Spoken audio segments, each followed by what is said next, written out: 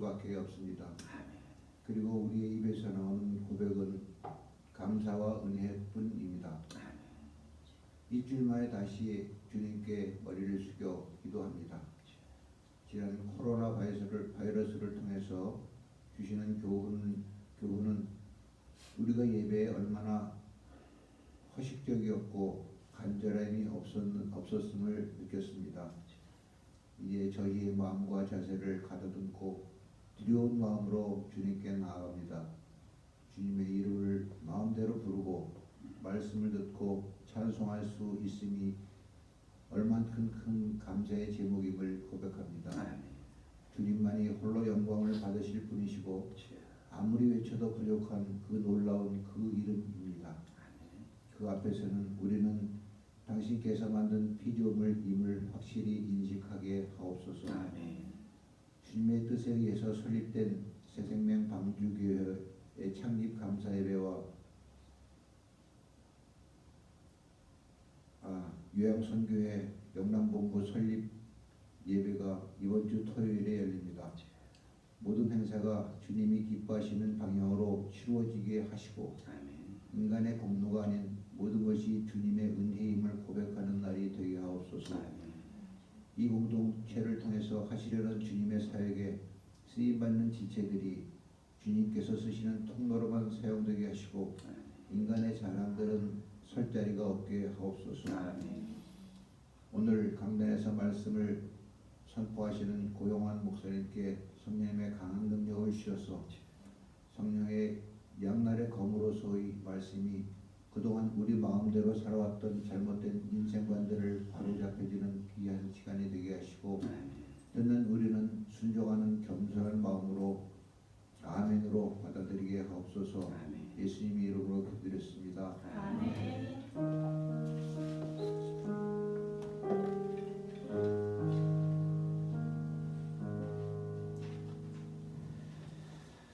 하나님의 말씀 보겠습니다. 하나님의 말씀은 신약 성경 제 첫 번째 책인 마태복음, 이제 마태복음을 시작하겠습니다. 마태복음 1장 오늘 함께 읽을 말씀은 마태복음 1장 18절로 25절 말씀, 1장 18절로 25절 말씀을 저와 함께 한 절씩 교독하겠습니다. 예수 그리스도의 나심은 이러하니라. 그의 어머니 마리아가 요셉과 약혼하고 동거하기 전에 성령으로 잉태된 것이 나타났더니 그의 남편 요셉은 의로운 사람이라 그를 드러내지 아니하고 가만히 품고자 하여 이 일을 생각할 때 주의 사자가 현몽하여 이르되 다윗의 자손 요셉아 내 아내 마리아 데려오기를 무서워하지 말라. 그에게 잉태된 자는 성령으로 된 것이라. 아들을 낳으니 이름을 예수라 하라. 이는 그가 자기 백성을 그들의 죄에서 구원할 자이심이라 하느라. 이 모든 일이 된 것은 주께서 선지자로 하신 말씀을 이루려 하심이니 이르시되 보라 처녀가 잉태하여 아들을 낳을 것이요 그의 이름은 임마누엘이라 하리라 하셨으니 이를 번역한즉 하나님이 우리와 함께 계시다 함이라. 요셉이 잠에서 깨어 일어나 주의 사자의 분부대로 행하여 그의 아내를 데려왔으나 아들을 낳기까지 동침하지 아니하더니 낳음의 이름을 예수라 하니라. 아멘. 여러분 안 덥으신가요? 옷을 좀 벗어야 되겠네요. 너무 덥네요. 네. 마태복음은 신약 성경, 우리가 성경책을 구약 성경, 신약 성경 이렇게 나눈다면 구약 39권, 신약 27권 해서 총 66권의 책 중에서 신약 첫 번째 시작하는 책이 마태복음이죠. 마태복음은 제자 마태라는 그 세관 출신이에요.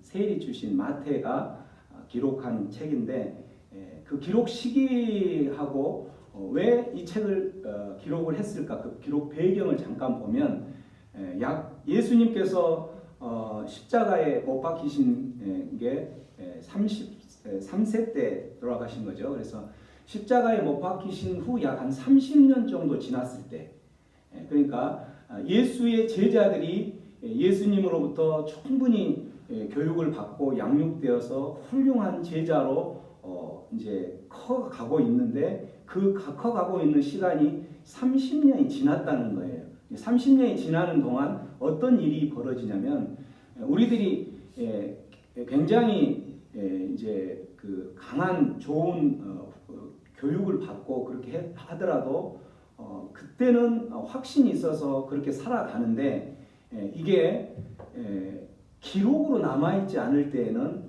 조금씩 생각들이 느슨해지고 또 사고 방식이 느슨해지면서 조금씩 흐트러지게 돼 있어요. 그래서 이 시기에 그 이스라엘 백성 유대인들 중에서는 그 책을 기록을 해야 되겠구나라는 그 생각을 이제 마태 제자였던 세관 출신 마태가 생각을 하게 된 거죠. 이게 기록을 하지 않으면 이게 예수님께 받은 정확한 그 제자도 뭐 이런 하나님의 말씀, 하나님 나라에 대한 것들 이런 것들이 곡해가 될 수가 있다. 잘못 이해가 돼서 잘못 전달되어질 수가 있겠다. 그래서 이걸 기록을 해서 1차적으로 읽혀야 될 이걸 이제 1차 독자라고 그래요. First Reader인데 1차 독자들이 누구냐면 제일 첫 번째 생각했던 것은 소수의 그 기독교 유대인들 그때 유대인들은 유대교 자기들이 믿었던 유대교가 있었겠죠. 근데 그 유대교에서 개종을 해서 다시 예수를 믿었던 기독교인들이 그리스도인들이 있었는데 그 그리스도인들이 지금 혼란을 겪고 있는 어떤 혼란이냐면 30년 동안이 시간이 지나다 보니까 이제 약간 그 희미해진 거죠. 예수가 그 구약에서 말하는 오실 메시아 또는 오실 구원자 이 메시아라고 처음에 교육을 받고 그렇게 했을 때는 믿었었는데 이게 한 30년이 지나다 보니까 주변에서 이제 계속 유혹의 소리들이 들려오겠죠. 기존에 많은 비그리스도인 그 기독교가 아닌 비기독교인 유대인들이 뭐라고 이야기하냐면 지금 우리가 가지고 있는 그 전통들 그러니까 그 입술로 전해왔던 이게 장로의 전통 뭐 이렇게 표현하는데 유대교인들만이 가지고 있었던 그 전통들에 비추어 봤을 때 예수는 메시아가 아니야라고 이야기하면서 계속 그 예수 믿는 믿음을 흔들어 놓는 그러한 상황에 봉착하게 된 거예요. 그렇게 되다 보니까 이 소수의 기독교인들이 처음에는 예수를 우리의 구약에서 그 오실 메시아라고 믿고 지내다가 나중에는 아닌가? 이 소리도 한두 번 듣다 보면은 계속 이게 흔들리게 되겠죠. 그 사람들을 바로 잡아줘야 되겠다라는 생각이 들어서 소수의 기독교 유대인들을 1차 독자로 삼은 거죠. 그렇게 삼으면서 또 하나의 1차 독자들은 어떤 대상으로 삼냐면 비기독교 유대인들 예수를 그렇게 오실 메시아가 아니었다라고 유혹하고 다니는 그 사람들에게도 예수가 뭐다? 예수가 오실 메시아다라는 것을 다시 한번 확인시켜주고 증명시키기 위해서 이 1차 독자들은 전체적으로 어디냐면 유대인들이었던 유대인들 믿었던 유대인들뿐만 아니라 믿지 않았던 그 많은 유대인들 그 유대인들을 대상으로 1차 그 독자 First Reader 그 사람들이 받아서 읽어보고 뭔가 깨달음을 주게 하기 위함이었던 거죠. 그래서 그 이 마태복음이 그 유대인들을 저자가 유대인들을 대상으로 1차 독자를 하면서 기록한 중요한 목적 두 가지가 있어요. 중요한 목적이 두 가지가 뭐냐면 그들이 헷갈려하는 유대인의 왕, 유대인들이 기다리는 그 왕이 바로 예수가 유대인의 왕이라는 거예요. 예수가 전체적인 유대인의 왕이다. 믿는 사람들의 유대인의 왕뿐만 아니라 믿지 않는 사람들의 모든 유대인의 왕이다라고 주장을 증명을 하는 거고, 또 하나 두 번째 중요한 것은 예수가 메시아다. 너희들이 기다렸던 구약에서 말했던 오실 메시아, 그분이 바로 예수로 이미 오신 거다라고 이 두 가지를 증명하고 보여주기 위해서 이 마태복음을 기록을 했던 거죠. 그렇다면 마태가 여기를 기록을 하면서 도대체 예수가 어디에서 태어났길래, 예수의 뿌리가 도대체 무엇이길래 예수를 왕이라 하고 메시아라고 너희들이 기다릴 메시아라고 이야기를 하는 것일까? 이제 오늘 본문 바로 앞에 마태복음 1장 1절에부터 보면은 예수가 태어난 예수의 족보를 소개를 하고 있어요. 예수의 족보를 소개한다는 것은 예수의 조상이 누구였느냐, 이걸 이제 혈연적으로 이렇게 이제 생각을 하는 거죠. 예수의 족보를 하는데 1절에 보면은 예수의 아브라함과 다윗의 자손 예수 그리스도의 계보라 이렇게 시작을 하죠. 이 계보라 이 말은 예수 그리스도의 족보라 이렇게 이런 표현을 하는 거예요. 그러면서 이제 아브라함부터 쭉 낳기 시작해서 그 예수 그리스도의 조상의 사람에 들어가는 게 우리가 지난주에도 배웠던 유다가 나오죠. 유다는 다말에게서 베레스를 낳고 그 베레스가 쭉 해서 나중에 그게 어디로 이제 후손이 이어지냐면 보아스라는 사람, 보아스가 누구와 결혼하냐면 룻과 결혼해서 그 보아스가 결국은 누구의 증조 할아버지라고 그랬죠? 다윗의 증조 할아버지였던 거예요. 다윗 왕의. 그래서 이 다윗 왕이 이제 그 아브라함으로부터 쭉 하는데, 다윗 왕으로부터 14대가 지나고 났을 때 이스라엘 백성들이 어떤 운명에 처해지냐면 바벨론으로 포로로 가게 돼요. 그 포로로 가서 또 14대가 지났을 때, 그래서 14대 플러스 또 14대가 지나면 바로 누가 태어나냐면 예수가 태어나는 거예요. 예수가. 그래서 다윗 왕, 너희들이 기다렸던 예수 메시아는 그들이 이제 메시아가 구약에서 오실 메시아가 어떤 왕으로 어떤 후손으로 올 거라고 알고 있냐면 다윗의 자손으로 올 거라는 걸 알고 있어요. 다윗 왕의 후손으로 올 거라는 걸 알고 있기 때문에 이 족보를 이야기하면서 다윗 왕을 이렇게 이제 부각을 시키는 거죠. 이 다윗 왕은 이제 이스라엘 백성들에게 있어서는 한 나라의 어떤 그냥 단순히 기억할 만한 그런 왕이 아니라 정말 이 다윗 왕이 다시 좀 나타났으면 좋겠다라는 그러한 간절한 갈망이 있는 그런 위상을 가진 왕이었어요. 실제 다윗 왕 때에는 우리 그 성경에 보면 다윗 왕의 정치적으로, 경제적으로, 또 사회 문화적으로 엄청난 부한 나라가 되는 거죠.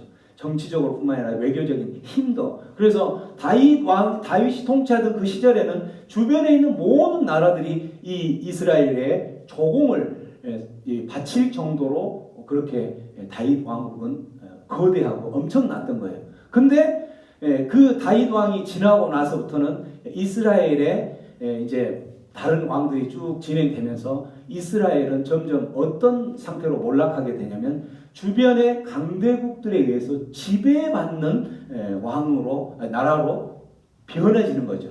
그래서 제일 가까운 주변에 애굽이라는 그 거대한 애굽 제국의 지배를 받기도 하고, 또 아수르 시대가 지나면 바벨론 제국의 지배를 받기도 하고, 바벨론 시대가 지나고 나니까 또 페르시아 그 제국의 지배를 받고, 페르시아 제국이 끝나니까 이제는 살겠다 싶었더니 또 헬라 제국이라는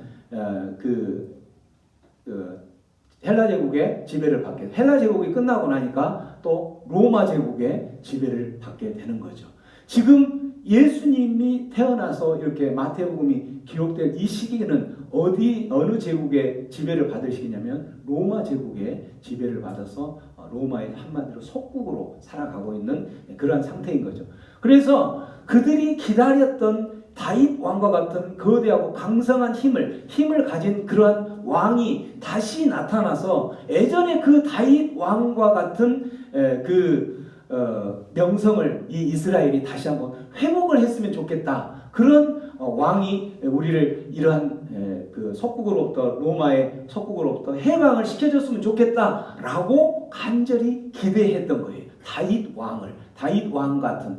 그런데 그들이 믿었던 메시아는 바로 이미 다윗 왕은 죽었으니까 그들이 지금 기다리는 것은 다윗 왕과 같은 그런 다윗의 후손으로 메시아가 오기 때문에 분명히 왕족으로 메시아가 올 거라는 것을 이야기를 하는 거죠. 그래서 지금 이 마태가 예수의 뿌리를 소개를 하면서 이 예수가 바로 어디에다라고 이야기하냐면 바로 왕족이다라고 이야기했던 거예요. 예수가 이러한 다윗의 28대 후손이었던 그 다윗 왕의 후손, 그래서 왕족이었다. 그래 그 왕족이었기 때문에 다윗의 후손 오실 메시아가 바로 예수다라고 이야기를 하는 거죠.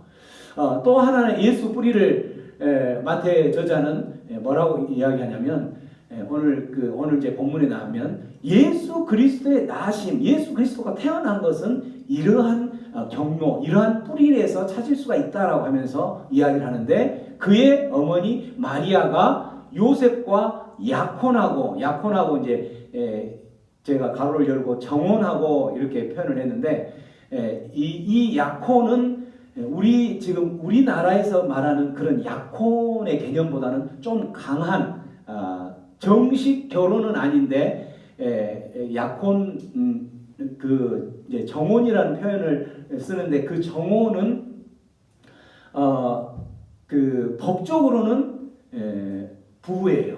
법적으로는 부부인데 이제 우리 정식 결혼을 했을 때 부부의 상태는 아니기 때문에 이제 정혼이라는 단어를 쓰는데 그때 유대인들이 가졌던 정혼의 풍습은 어떤 모습이었냐면 정혼을 하고 나면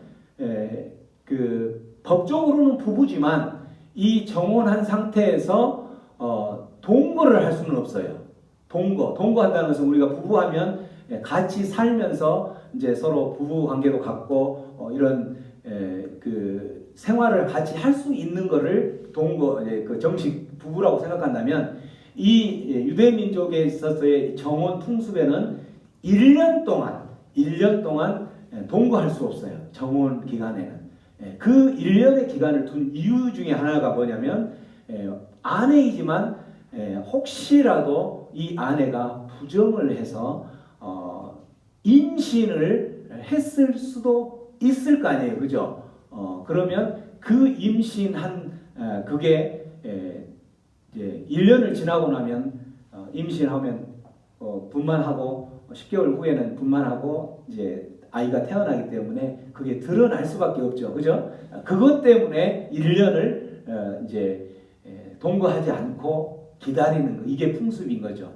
그런 상태인데 지금 예수 그리스도가 태어난 그 배경을 뭐라고 여기서 지금 마태 저자는 설명하고 있냐면 그렇게 정혼을 하고 동거하지 않았다는 거예요. 동거를 하지 않았는데 예수 그리스도가 무엇으로 임신했다고 이야기하고 있어요? 바로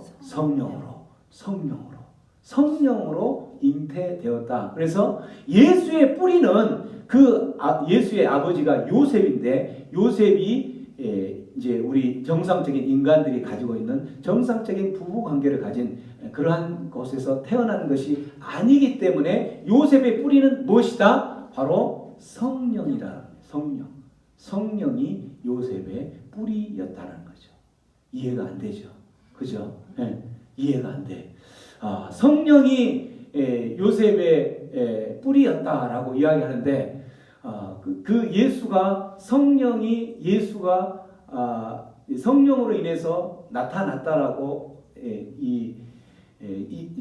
마태 저자는 이야기하면서 지금 이야기하고자 하는 게 뭐였냐면 아까 두 가지 핵심 포인트를 이야기하려고 했었다고 그랬죠. 앞에서는 예수가 바로 너희들이 기다렸던 다윗 왕과 같은 다윗의 자손 왕이다라고 했던 거고, 이 성령으로 예수의 뿌리가 예수가 태어났다라는 것을 소개하면서 바로 예수가 너희들이 구약에서 기다렸던 오실 메시아다라고 이야기를 하고 싶은 거예요. 오실 메시아. 또 우리 신약 시대의 우리 성도들에게는 바로 이미 이 예수가 바로 오신 메시아다라는 것을 말씀해주고 이 마태 저자는 이야기를 하고 싶었던 거죠. 그렇다면 지금 우리가 이해가 안 됐던 성령으로 잉태되었다고 하는데 성령이 무엇일까? 성령이라는 게 무엇일까? 성령이 무엇인지를 모르는 사람은 이제 이 말이 이해가 안 되죠. 성령이 예수 믿는 사람들은 제일 첫 번째 그 장애물로 예수를 믿지 못하는 장애물로 등장하는 게 바로 성령으로 잉태됐다는 이 성령에 대한 거죠. 그래서 오늘 이 마태복음을 처음 시작하면서 이 성령에 대한 부분을 우리 여러분들께 소개하지 않으면 계속 그 믿음에 있어서 장애물이 될 수밖에 없을 것 같아서 오늘 시간이 좀 걸리더라도 또 어렵더라도 이 부분을 천천히 정확하게 이해할 수 있도록 한번 시간을 가졌으면 좋겠다 해서 제가 이제 가지고 왔어요. 이 성령은 그 히브리어 단어로 루아흐 이러한 단어인데 어떤 뜻이냐면 호흡 또는 바람 뭐 이런 뜻이에요. 호흡, 바람. 또 그건 하나의 어떤 영인데 그냥 단순한 영이 아니라 인격을 가진 영이에요. 인격을 가진 영인데 그래서 우리 그 하나님께서 우리 인간을 처음에 창조하실 때에 어떻게 창조하시냐면 이렇게 창조하죠. 자, 한번 2장 7절 크게 읽습니다. 시작. 여호와 하나님이 땅의 흙으로 사람을 지으시고 생기를 그 코에 불어넣으시니 사람이 생명이 되리라. 하나님께서 흙으로 이렇게 사람의 형태를 만들어 가지고 이제 다 완성을 했는데 그 흙으로 만들어 놓은 그 자체는 아직 살아있는 그러한 상태가 아니고 그냥 단순한 흙이었던 거예요. 그런데 그 흙에 사람을 지어놓고 하나님께서 그 코에다가 불어 넣었던 게 있다는 거죠. 뭘 불어 넣었다고 그랬어요? 생기를. 이 생기가 바로 뭐냐면 앞에서 말하는 호흡을 또는 어떤 바람을 이렇게 불어 넣었다는 거죠. 이렇게 불어 넣으니까 그냥 단순한 흙이었던 그 물체가 바로 무엇이 되었다는 거예요? 생명, 살아있는 영이라는 거죠. 여기에서 불어 넣어졌던 생기, 그게 바로 호흡 또는 바람, 이게 바로 성령이었던 거예요. 성령. 그래서 하나님이 인간을 창조하실 때에 그 전혀 그 살아있지 않는 무에서 흙으로 만들어 놓은 무에서 영이 없는 그 무에서 유를 창조해내는 게 하나님의 창조 사역이었던 거예요. 하나님 우리를 만들어내셨던 창조하셨던 그 하나님의 능력으로 창조되었던 거죠. 그렇기 때문에 여기에서 하나님께서 인간을 창조하실 때에 하나님이 사용하셨던 그 생기, 그게 바로 하나님의 창조의 한 동역자가 되었다는 거죠. 동역자. 여기서 이 생기가 호흡이고 바람이고, 근데 중요한 것은 이게 하나의 인격을 가진 영이라고 이야기를 했는데 그 인격을 가진 영을 하고 불어주니까 그게 살아있는 생명체가 됐다라는 거죠. 이렇게 생명체를 만들어내실 분이 바로 누구냐면 하나님이라는 거죠. 하나님이기 때문에 가능했던 거예요. 그렇기 때문에 하나님이 만들어내셨다면 이해가 되세요? 하나님이 만들어내셨다는 거예요. 하나님이 이 생명체를, 이 하나님께서 생명체를 만들어내셨다라는 것을 이해가 된다면 그러면 성령으로 하나님께서 이 예수를 만드실 때 성령으로 잉태하게 만들었다라는 게 이해가 되어지죠. 성령으로 잉태되었다 이 말은 여기에서 인간을 만드실 때 하나님께서 사람을 만들 때 흙으로 만들었던 그 살아있지 않는 그 물체에 호흡으로 이렇게 넣어주니까 그게 생명이 되었다. 살아있는 영이 있는 물체가 되어 살아있는 생명체가 되었다라고 하는 것이 이해가 되어지니까 이제 성령으로 잉태되었다라는 게 이해가 되는 거죠. 그래서 이 성령은 이 인간을 창조할 때 만들어진 것일 뿐만 아니라 무엇을 하냐면 천지를 창조하실 때에도 하나님께서 성부 하나님, 우리가 흔히 말하는 성부 하나님이 천지 창조에 하실 때 같이 참여하신 분인 거예요. 아까 인간을 만들 때에 하나님이 그 호흡을 이렇게 했을 때 그 호흡이 바로 성령이었으니까 그 인간을 만들 때에도 참여했을 뿐만 아니라 천지를 창조할 때에도, 천지를 하면은 창세기에 나오잖아요. 창세기 태초에 하나님이 천지를 창조하시느니라. 여기서 하나님은 우리가 흔히 말하는 성부 하나님 이렇게 표현하는데, 땅이 혼돈하고 공허하고 흑암이 있는 그런 상태일 때에 그곳에 함께 운행하고 있는 분이 한 분이 또 등장을 하죠. 누가 등장을 해요? 하나님의 영이 등장. 이 하나님의 영이 바로 성령이었던 거예요.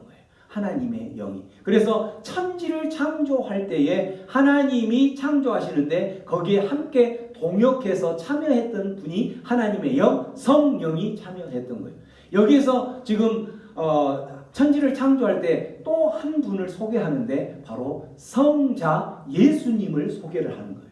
성자 예수님. 성자 예수님이 어디에서 등장하냐면 3절에 하나님이 이르시되, 천지를 창조할 때 하나님이 이르시되 빛이 있으라, 빛이 있으라 라고 하니까 빛이 생겼던 거예요. 이거 바로 빛이 있으라, 이게 바로 뭐예요? 말씀이죠.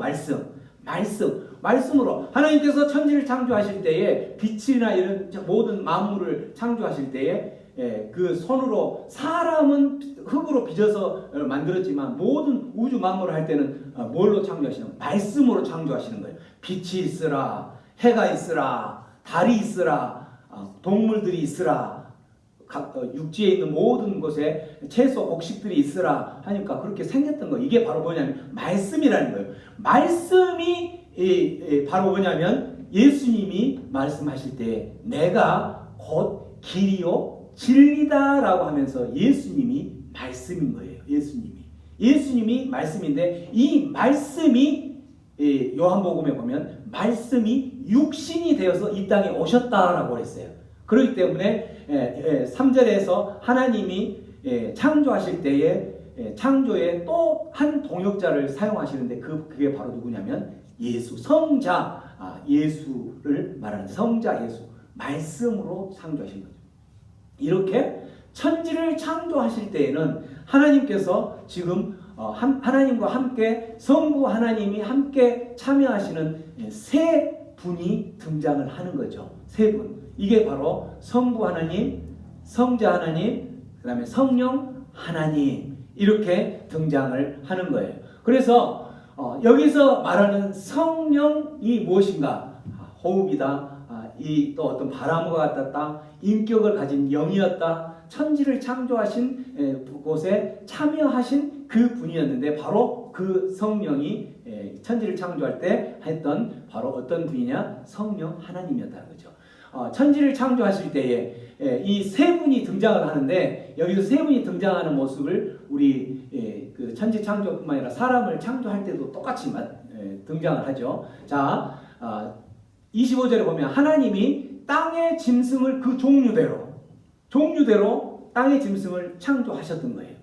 또 가축도 종류대로, 여기서 모든 것을 종류대로, 이 말이 여러분 그 창조론을 증명할 수 있는 아주 중요한 단어인 거예요. 종류대로. 창조라는 거는 그 종류대로 하나님이 이미 다 만드셨어요. 근데 그 창조론을 반박하고 있는 진화론은 이 종에서 또 다른 종으로 진화한다는 거잖아요. 그죠? 진화한다는 이것을 성경에서는 그렇지 않다라고 이야기한 게 종류대로 창조했다라는 거죠. 하나님께서 그렇게 종류대로 창조를 하시고 하나님이 그 모든 것을 다 창조하시고 너무 좋아하셨어요. 너무 좋아하시고 그 다음에 마지막으로 인간을 창조하시려고 하면서 26절에 하나님이 하나님이 이르시되 우리의 형상을 우리의 모양대로 우리가 무엇을 만들자? 사람을 만들자. 여기에서 성부 하나님이 본인이 혼자인데 우리의 형상대로 우리의 모양대로 이야기를 했다는 것은 지금 그 형상을 사람을 만들 누군가의 그 동역자들이 있다라는 거잖아요.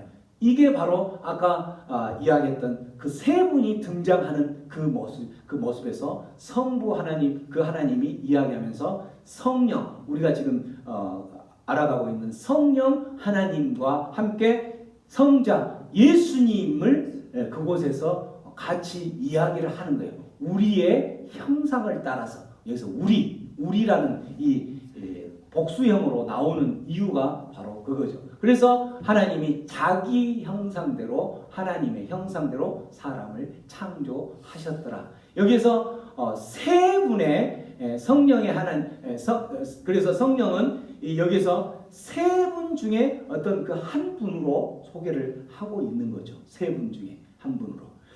그러면 여기서 이제 이 부분이 여기서 정말 중요한 여기서 여러분 정신 차려보세요. 이 부분을 이해를 못해서 많은 기독교의 이단들이 나왔어요. 이 부분들이 하나님이 세 분이 있네, 세 분이 있다라는 이 표현이 이제 이 부분을 해석을 조금씩 달리 해석하면서 이단들이 나온다는 거예요. 세 분. 그런데 우리가 믿는 그 하나님은 세 분이지만 그 세 분은 본질적으로는 한 분이다라는 이 단어가 신학적인 용어로 삼위일체라는 단어예요. 삼위일체. 자, 한번 삼위일체를 한번 큰 소리로 따라해 보겠습니다. 삼위일체. 진수야, 큰 소리 한번 해봐. 시작. 삼위일체. 예. 삼위일체. 이 단어는 신앙생활을 오래 한 사람들도 무척이나 많이 들었던 단어이고, 이제 신앙생활을 하는 사람들은 삼위일체 저게 뭐지? 이런 단어인데, 이제 막 신앙생활 하시는 분들 삼위일체 이거를 제가 설명을 해도 여러분 결코 알 수 없을 거예요. 몰라요. 그렇지만 이렇게 위축될 필요가 없어요. 왜냐하면 신앙생활을 너무나도 오랫동안 했던 분들도 지금도 역시 모르기 때문에 몰라요. 그만큼 이 삼위일체라는 이 단어는 어려운 단어예요. 그러다 보니까 이거를 해석을 조금 더 쉽게 해석하고 쉽게 풀어서 하려고 하다 보니까 뭐가 나오냐면 이단이 나오는 거예요. 이단이. 그래서 제가 이제 신학대학원 다닐 때에 그 교수님께서 했던 말씀을 저는 지금까지도 간직하면서 그 이상을 벗어나지 말라라고 하셨던 그 말씀대로 이제 전하고 있어요. 교수님께서 하신 말씀 뭐였냐면 이 말씀이에요. 여러분들 이 삼위일체를 설명하려 할 때에 결코 이 도표 이상은 설명하지 마세요. 이렇게 이야기를 했던 거예요. 이 도표 이상을 이해하기 쉽게 설명을 하다가 보면 이단이 되어버리는 거예요. 그래서 많은 지금까지 드러났던 이단들은 이 도표에서 조금 설명을 이해하기 쉽게 하려고 하다 보니까 이렇게 이단이 되고 됐다라는 거죠. 그러면 이 도표는 뭐냐?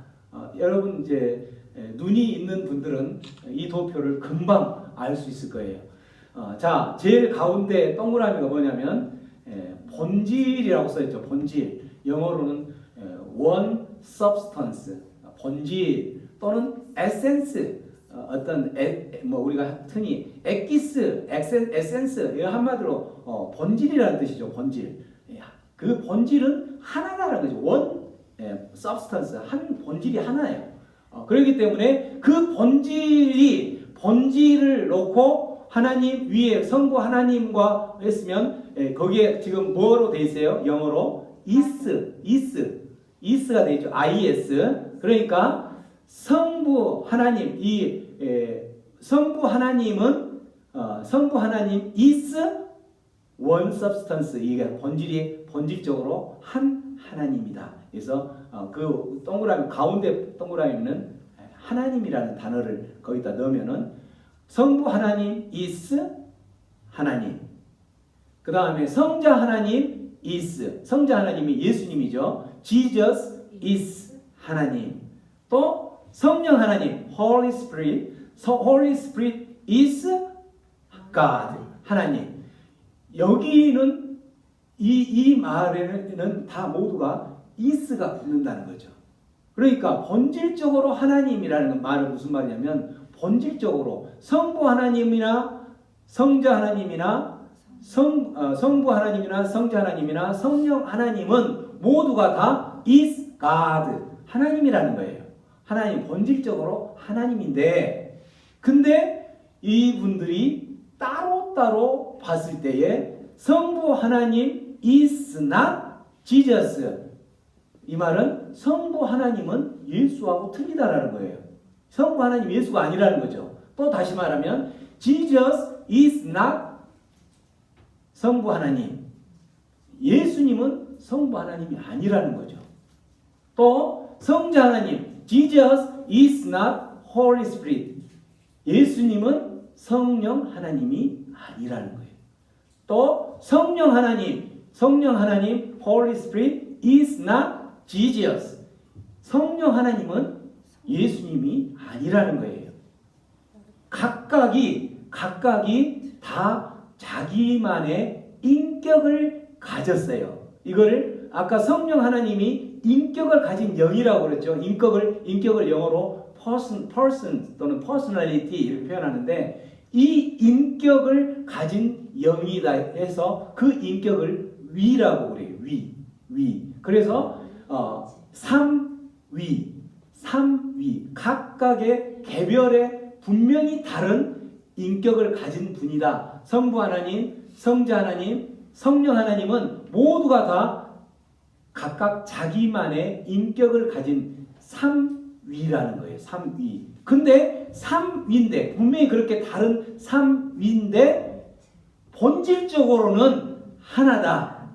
이래서 영어로는 이 단어 이상을 벗어나지 말라라고 교수님이 이야기했던 거예요. Three distinct라는 것은 확실하게 구별된 세 개의 three distinct persons. 위가 이제 세 개라는 거죠. 이 위는 세 개가 반드시 구별된 거죠. Three distinct persons. 근데 그게 어디 안에서 구별되어 있냐면 in one substance. 본질적으로는 하나인데 세 개는 분명히 구별되어 있는 이게 바로 삼위일체라는 거예요. 삼위일체. 이해되시나요? 이해되세요? 할렐루야! 할렐루야! 예. 이 이상 하나님은 본질적으로 한 분이에요. 근데 본질적으로 한 분인데 각각은 인격이 각 다 다른 분명하게 인격이 구별된 그래서 성부 하나님과 성령 하나님, 성부 하나님과 성자 하나님은 인격의 측면에서 분명하게 구별된 distinct 분명하게 구별된 위를 가진 person이라는 거죠. 그런데 그게 one substance 한 본질적인 부분에서 한 하나님 안에서 그래서 이게 바로 삼위일체라는 거예요. 이 삼위일체에 대한 부분이 해석이 잘못되어지고 이거를 이제 우리 새생명 방주교에 오신 우리 하나님의 백성들은 너무나 하나님께서 지혜의 영을 주셔서 금방 이해하셨잖아요. 근데 이걸 이해를 못해가지고 이제 그게 도대체 뭐예요 하니까 조금 더 설명을 그래 알았어 그러면 다시 좀 더 쉽게 설명해줄게 해서 있잖아 나를 보면 나는 새생명 방주교회 목사란 말 목사 근데 또 병원으로 보면은 원장이잖아 그치 집에 가면 뭐예요 아버지 이러면 이제 한마디로 교회에 와서는 목사인데 병원 가서는 원장이고 이렇게 그 집에 가면은 아버지로서의 역할들을 하는 것이야 라고 설명을 했어요. 그럼 이해가 좋다고 이해가 됐는데 그게 바로 이단이었던 거야. 왜 이단일까요? 인격이 다 분명하게 디스팅트 다른 세 위가 나와야 되잖아요. 근데 여기에 지금 등장한 사람 뭐예요? 한 명밖에 없는 거죠. 이게 바로 이단인 거예요. 이단인 거예요. 그래서 이런 식으로 우리 이제 예전에 주일학교 저희 그 신앙생활 할 때 주일학교나 이럴 때는 그때 그렇게 설명하는 사람이 많이 있었어요, 사실은. 근데 제가 공부하면서 보니까 이거는 이단인 거예요. 우리 그때 가르쳤던 교수님도 그렇게 설명하지 말라는 거예요. 이 표 이상 벗어나지 말라는 거죠. 그렇지 않으면 이단으로 되는 거예요. 잘 설명해놓고 이단으로 몰릴 수가 있는 거죠. 그래서 중요한 거는 이제 지금 어려운 고비까지 넘어왔어요. 이제 지금까지 한 게 지금 서론이란 말이에요. 큰일이네 지금. 자, 이래서 성령이라는 게 뭐냐? 왜 이 성령에 대해서 이렇게 자세하게 설명하느냐라면 우리 신앙생활을 이제 막 시작하는 우리의 드러머의 신동 우리 신희철 형제께서 성령 때문에 가정에서 그 불화가 있었다라는 그 소식통에 의하면 불화가 있었다라는 성령을 어떻게 잉태가 되느냐, 뭐 성령이라는 게 뭐냐라는 소식통을 제가 듣고 그것까지 들었다라는 것은 하나님께서 너희 이번 주일에 또 마태복음을 하는데 해야 될 가장 중요한 역할은 이 성령을 이해시키는 것이 중요하다. 이렇게 하나님께서 마음을 주셔서 그렇기 때문에 이렇게 어려운 트리니티, 삼위일체니 뭐 성령이니 이런 부분들을 들고 나왔던 거예요. 근데 이것을 이해하지 않으면 아주 신앙생활할 때 좋은 자세예요. 그게 말이 돼? 안 되지? 라는 그 질문을 갖는 거. 정말 그런가? 성경에 보면은 베레아 사람들이 있는데 베레아 사람들이 성경 말씀을 보고 정말 그런가 이렇게 상고했다고 그래. 묵상했다고 표현은 상고하면서 정말 그런가? 라고 고개를 좌우로 갸우뚱하는 게 중요하다는 거예요. 왜냐하면 그냥 맹목적으로 믿는 거. 그래? 믿어? 성령으로 태어났대. 오케이. 아멘. 했던 것은 그때는 좋은 것 같은데 그런 사람들은 뭐가 얕냐면 믿음의 뿌리가 얕아요. 조금만 흔들어 놓으면은 지금처럼 이렇게 아까 했던 것처럼 성령에 대해서 소개하려고 할 때 성령에서 이런 성령으로 하는 거야라고 했을 때 그 성령을 소개를 하면서 아까 같이 그렇게 그렇게 예를 들면 그렇구나 하고 넘어간다는 거죠. 넘어가면서 2단으로 넘어가고 3단으로 넘어가고 4단, 5단으로 넘어가게 돼 있어요. 많은 사람들이 넘어가게 된 가장 기초적인 것은 뭐냐면 아는 뿌리가 너무 얕았을 때 그 뿌리가 얕다 보면은 2단, 3단으로 계속 넘어가는. 그래서 그 믿음의 뿌리를 조금 더 견고하게 내려가고 이왕 시작했으면 우리가 하는 것처럼 해야 되죠. 그죠? 저는 뭘 하더라도 뭘 할 때 좀 하려면은 하는 것처럼 하자. 우리가 찬양을 할 때도 하는 것처럼 하고 말씀을 들을 때에도 정말 깊게 듣는 것처럼 하나님 말씀을 듣고 예수님을 알아가려면 예수님에 대해서 예수가 정말 누군가 그 뿌리가 도대체 무언가 대충 성령으로 태어났다니까 오케이 라고 넘어가는 것이 아니라 그 성령이 도대체 누구인가라는 것을 알아가는 것이 내 믿음의 뿌리가 견고하게 내려지는 것을 믿고 이제 서론은 끝났지만 앞으로 한 40분 정도 후에 결론을 지을 것인데 큰일입니다. 제가 지금 예배 마치고 또 가야 할 때도 있는데 어쨌든 그런 마음으로 이렇게 말씀을 들고 나왔어요. 그래서 성령이란 무엇인가? 성령이란 한마디로 성령 하나님이었던 거예요. 하나님. 성령으로 잉태되었다 이 말은 하나님이 만들었다라는 거죠. 하나님이 천지를 창조하듯이 하나님이 인간을 창조하였듯이 하나님이 사람을 만들었듯이 예수를 성령으로 잉태하게 했다라는 거죠. 성령이 그 예수가 성령으로 잉태되었던 하나님이 하나님이 만들었다라는 것은 예수가 이제 없었던 분이 나타나는 게 아니라 그 예수는 아까 이야기한 대로 천지를 창조할 때부터 계셨던 분이에요. 그래서 그 계셨던 분이 어떤 상태로 계셨냐면 말씀으로 계셨던 거예요. 말씀. 빛이 있으라 이 말씀이 예수님이시니까 그 말씀이 육신으로 오게끔 성령으로 마리아에게 잉태되게 하셨다라는 거죠. 잉태되게. 그 없었던 분이 나타난 게 아니라 예수님이 말씀이었던 그 말씀이 육신으로 이 땅에 오시는 그 사건이 바로 성육신 사건. 성육신이 이 땅에 나타나는 거죠.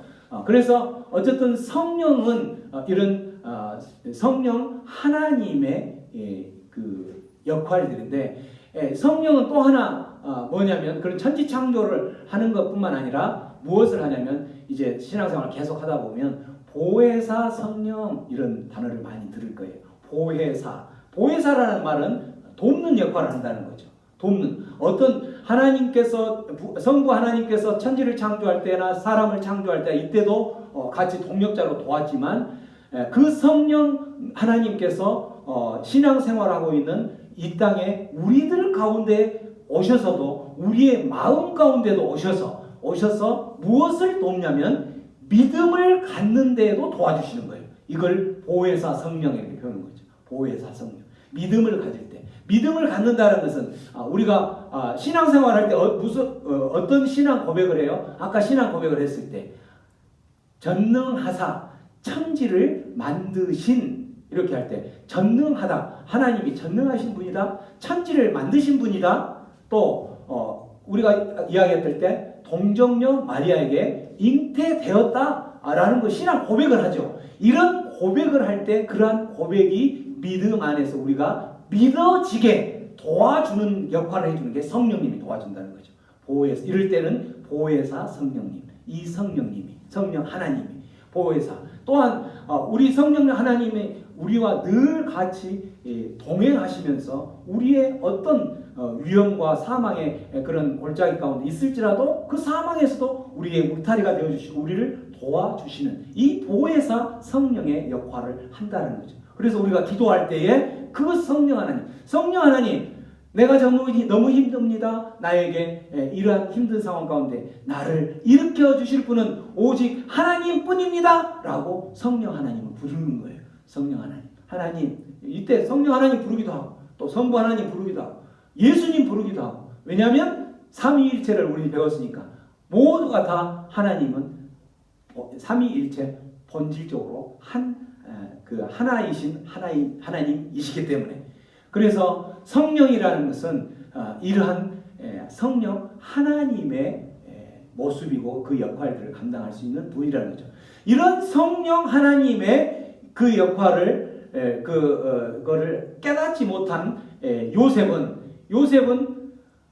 성령 하나님이 이제 마리아에게 잉태되어서 예수가 태어난 것을 이해하지 못하기 때문에 그 가정에 성령으로 어떻게 일어날 수 있느냐라고 불화가 큰 소리가 일어났던 것처럼 요셉도 똑같은 반응을 했던 거예요. 어떤 반응을 했어요? 오늘 19절 말씀에 시작. 그의 남편 요셉은 의로운 사람이라 그를 드러내지 아니하고 가만히 끊고자 하려.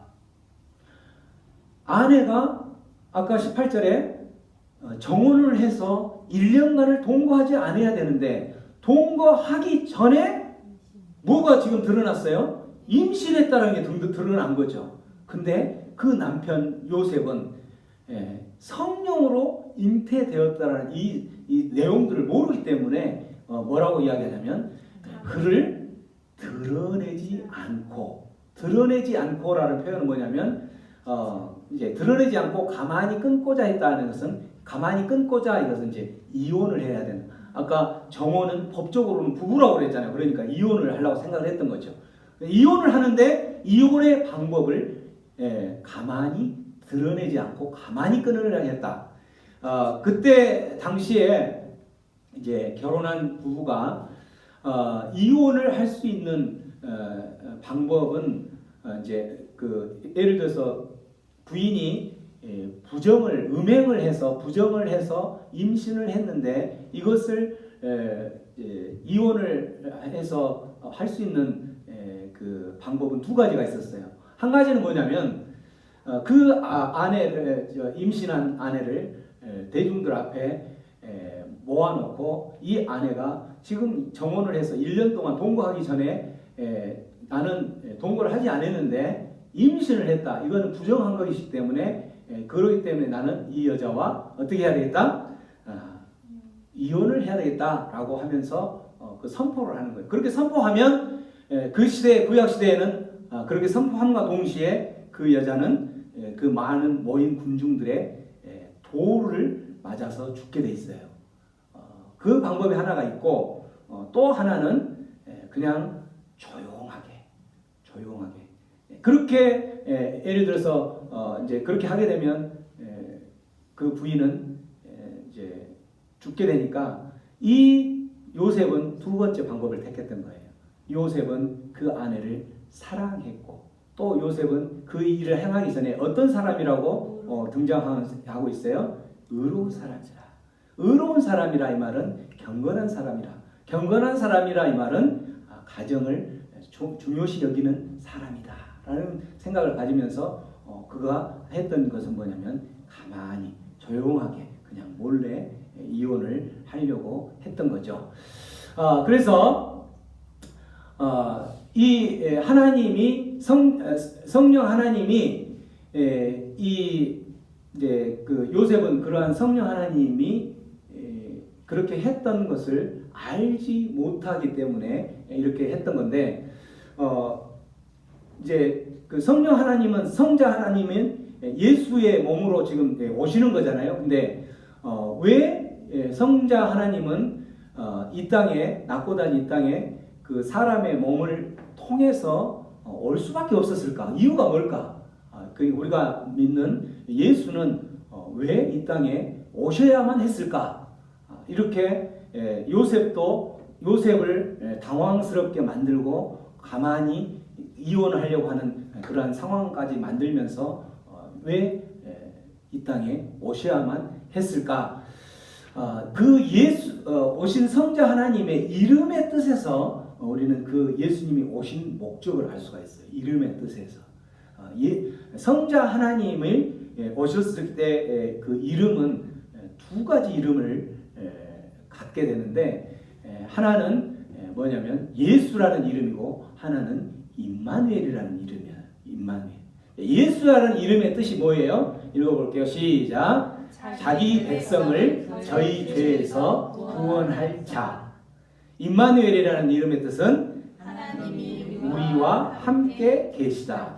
그래서 성자 하나님은 말씀으로 계셨던 그 성자 하나님은 그 구약에서부터 시작해서 오늘 본문 말씀에도 나타나는데 예수라는 이름으로 등장을 하게 되는 거예요. 예수라는 이름의 뜻이 자기의 백성을 저희의 무엇에서? 죄에서 구원할 사람이라는 거죠. 이걸 이제 우리가 흔히 말하면 구원자. 구원자라는 뜻이고 이게 히브리어로는 크리스토, 이게 그리스도라는 뜻이죠. 크리스토. 헬라어로는 크리스토. 그 다음에 히브리어로는 메사야, 메시아라는 뜻이에요. 메시아. 그렇기 때문에 이 예수가 바로 메시아다.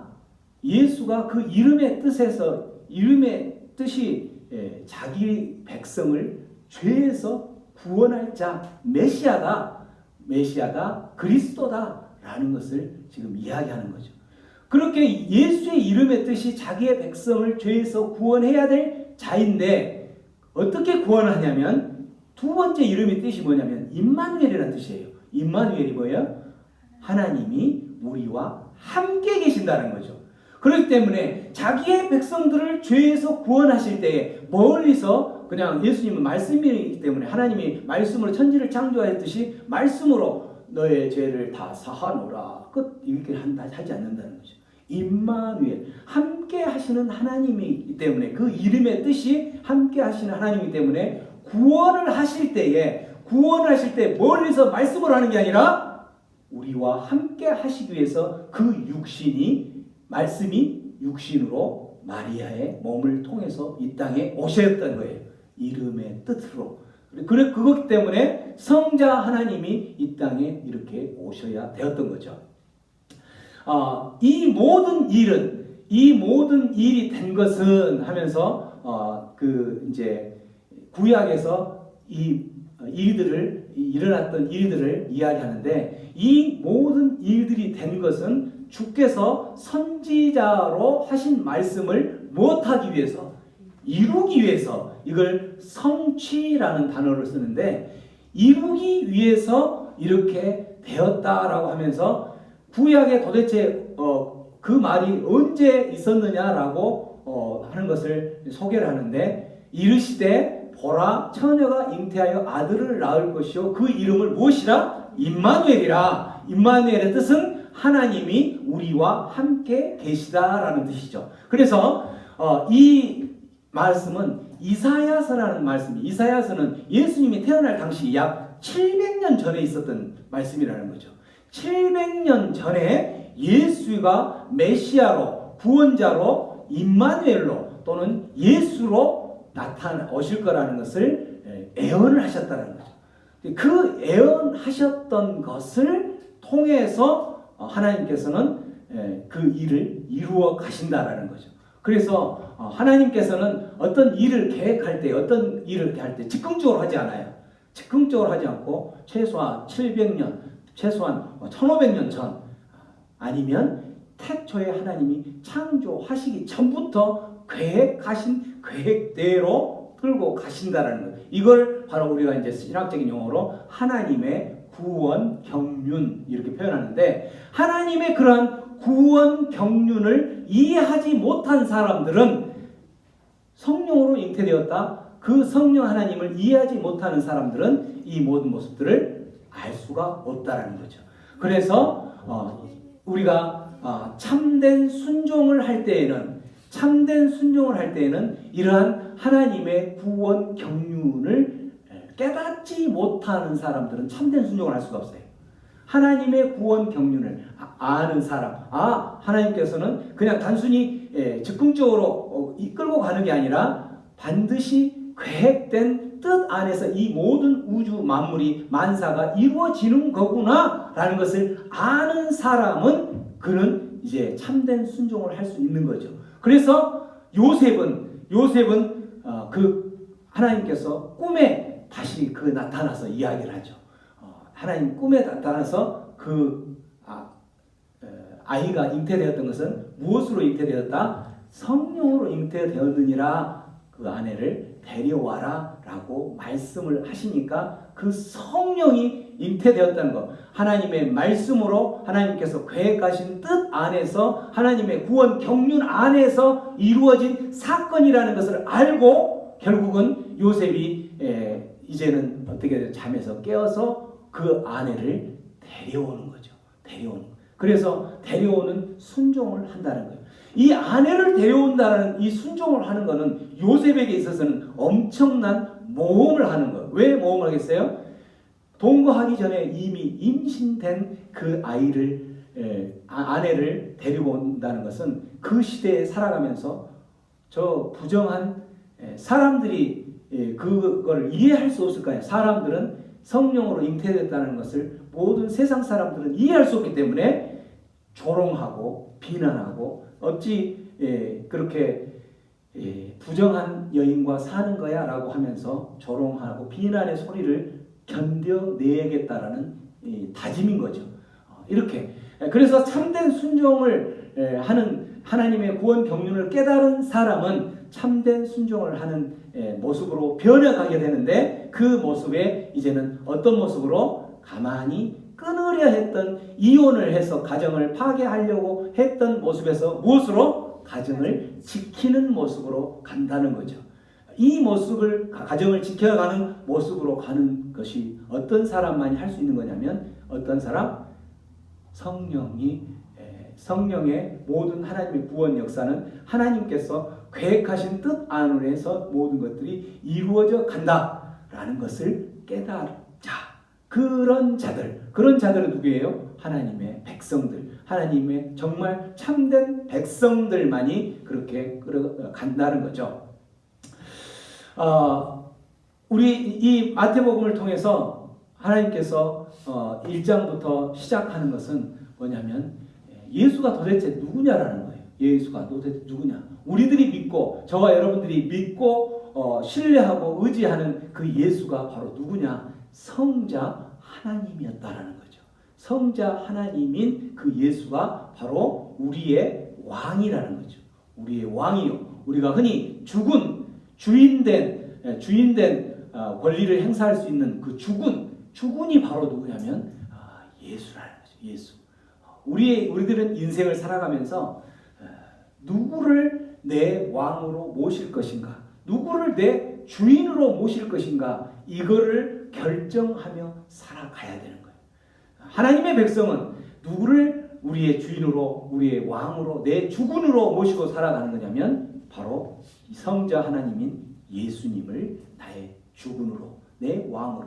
그래서 예수님이 왕이라고 생각한다면 나는 그 왕의 명령에 충성되게 순종을 해야 되는 거죠. 그래서 예수님이 참된 내 인생의 주군이라고 깨달았다면 요셉처럼 그 전에는 가만히 끊고자라고 생각을 했지만 이제는 어떻게 그 하나님의 말씀에 순종해서 요셉처럼 순종하며 살아가는 거죠.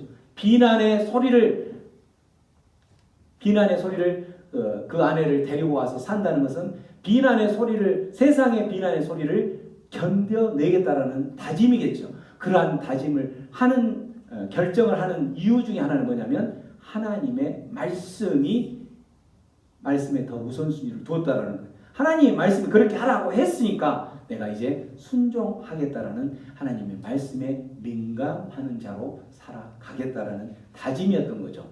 성자 하나님이 또한 우리가 믿는 참된 메시아라는 말은 죄와 사망에서 죽었던 우리를 구원할 수 있는 구원자 그리스도라고 깨달았다면 우리의 삶도 역시 요셉처럼 어떻게 해야 되겠어요? 참된 메시아인 그 예수 그리스도만 바라보는 세상의 소리에 귀를 기울이고 세상에 찡그리고 있는 그 얼굴, 세상에 있는 사람들의 얼굴에 귀를 기울인 것이 아니라 누구에게 포커스를 맞춰야 된다? 예수 그리스도에게 포커스를 맞춰가는 그러한 삶을 통해서 결국은 내 인생의 왕으로, 내 인생의 메시아로 예수 그리스도를 삼아서 살아가는 그러한 삶을 살아갈 때에만이 진정으로 유대인들이 지금 기다리고 있는 그러한 그 해방자, 정치적인 해방자, 또 억압받는 그것을 풀 수 있는 해방자를 기다리지만 그들은 그 진정한 왕이요 메시아인 예수를 받아들이지 않는 상황에서는 그들을 묶고 있는 것들이 풀려질 수가 없다라는 거죠. 하나님의 백성들인 우리 새생명 방주교회 하나님의 백성들은 오늘 예수는 도대체 누구인가? 우리 인생의 왕이요, 우리가 선택해야 될 메시아라는 것을 기억하면서 그 예수에게 우리 인생의 모든 것을 맡기고 의탁하는 그러한 하나님의 백성들이 되기를 주님의 이름으로 축원합니다. 들었던 말씀 생각하면서